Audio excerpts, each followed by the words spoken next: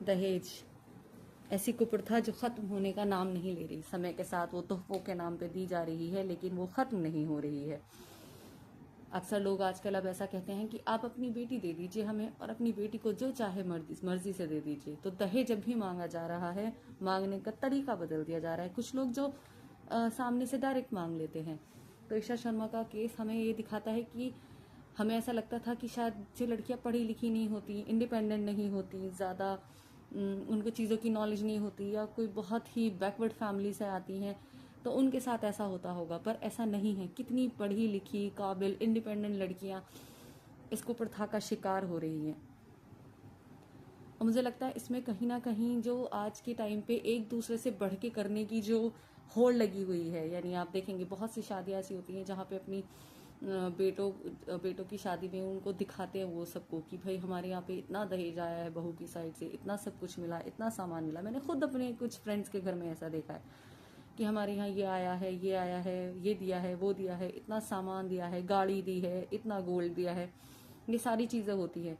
ये सारी चीज़ें क्या करती हैं कि बहुत सारे जो माँ बाप हैं जिनके बेटे हैं उनकी उम्मीदें बढ़ा देती हैं। वो सोचते हैं कि अरे उसके बेटे को इतना मिला था, हमारे बेटे को भी इतना मिलना चाहिए।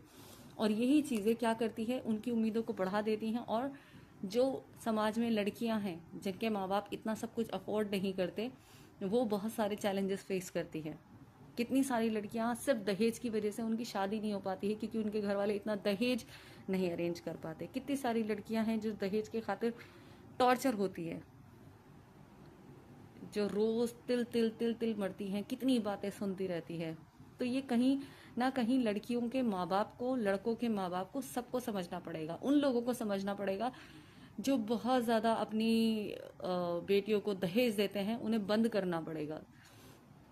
क्योंकि आपके पास है, आप दे देते हैं, आप दूसरे जो लड़की के माँ बाप हैं, लड़के के माँ बाप हैं, उनको प्रेशर में डाल देते हैं। लड़कों के माँ बाप को लगता है कि हमारे बेटे को भी मिलना चाहिए, और फिर जो लड़कियां जिनके माँ बाप अफोर्ड नहीं कर सकते वो प्रेशर में आ जाते हैं, क्योंकि उनसे भी वही उम्मीद लगाई जाती है। I have seen at my friends place, उनके यहाँ पे बहुत दहेज का कल्चर है। तो वहाँ पे जो लड़कियाँ